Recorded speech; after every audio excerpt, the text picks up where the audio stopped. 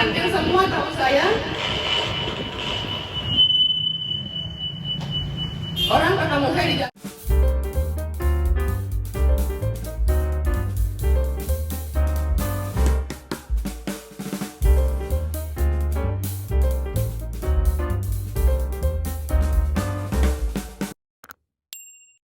Assalamualaikum warahmatullahi wabarakatuh. Selamat sore semuanya, salam sejahtera. Tidak usahlah kita pembukaan panjang-panjang ya, semua panjang-panjang, waktu habis nanti. Saya Olfa Alhamid, bukan siapa-siapa.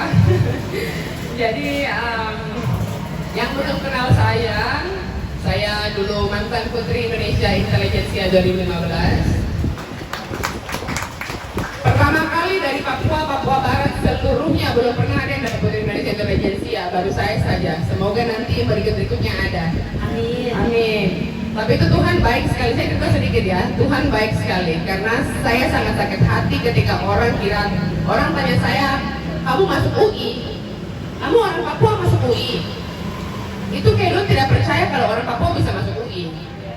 Dari situ saya berniat, Tuhan tolong izinkan saya masuk Putri Indonesia, itu Putri Indonesia, dan bawa saya jadi sesuatu di sana yang angkat harkat dan martabat orang Papua.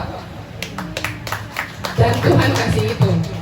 Tuhan kasih saya diremehkan bahwa orang Papua tidak bisa masuk UI. Ternyata orang kasih saya Putri Indonesia Intelijensia. Sekarang buktikan kok, orang Papua juga pintar-pintar. Saya perwakilannya. Yang duduk di sini semua adik kakak semua pintar-pintar luar biasa.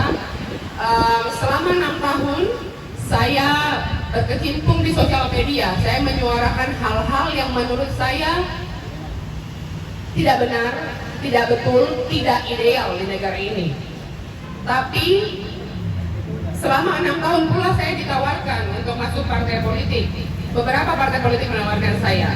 Saya tidak perlu sebut partai-partainya, tapi waktu itu memang saya belum mau.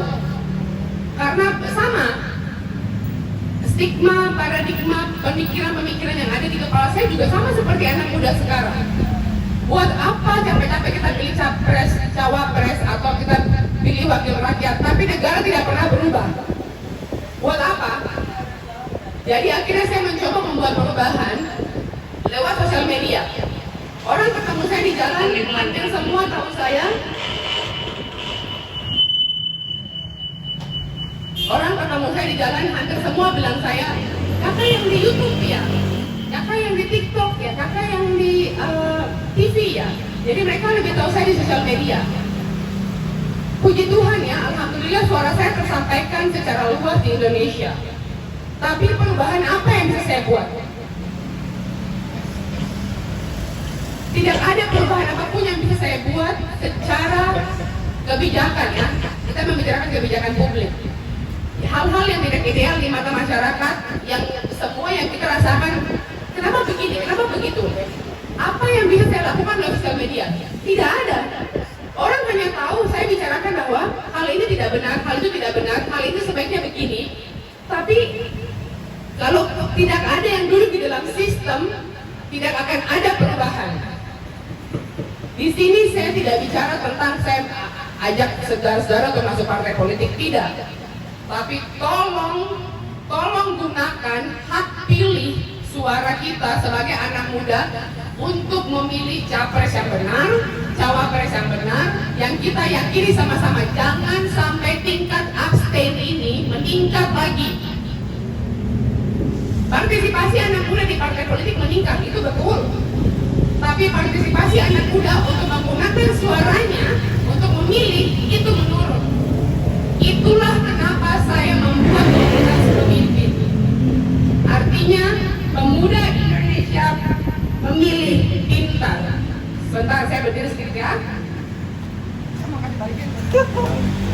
Nanti punya, ada yang baca di sini? Tolong bacakan dah. Menjadi pintar itu pilihan. Pemuda Indonesia harus pintar. Pintar dalam wawasan, pintar dalam bersikap, serta pintar dalam memilih. Tepuk tangan semuanya. Luar biasa. Jadi saya mau menambahkan yang tadi Kakak Septi bilang bahwa mungkin akan jadi sekolah politik, mungkin. Tapi bukan berarti kita tidak akan bahas yang lain selain politik, tidak. Memilih untuk menjadi orang pintar itu pilihan. Kita mau rajin baca buku, kita mau rajin baca harus ada knowledge, pengetahuan. Kita mau nonton hal-hal yang ilmu pengetahuan atau tidak, itu pilihan kita.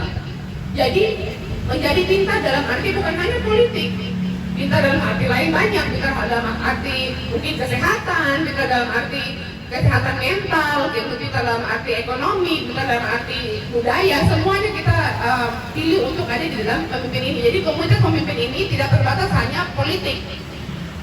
Yang kita fokuskan adalah untuk membina siapapun kakak adik untuk menjadi calon-calon pemimpin bangsa yang pintar. Siapapun bisa jadi calon pemimpin bangsa. Yang penting ada yang bisa diangkat, ada yang bisa diperjuangkan. Jadi saya harapkan adik kakak semua pakai suaranya untuk pilih capres, cawapres, wakil rakyat yang kita anggap baik, yang kita anggap amanah, yang kita anggap pintar. Kalau kita semua abstain, terus tiba-tiba presiden dan wakil presiden dan wakil rakyat yang terpilih semua orang-orang yang salah, apa kira-kira? Kita mau komplain sebagai anak muda? Tidak bisa kita komplain karena kita tidak menggunakan kita punya suara. Jadi kalau mau buat perubahan, mulai dari diri sendiri, pakai suara untuk memilih. Sementara itu dulu. Terima kasih.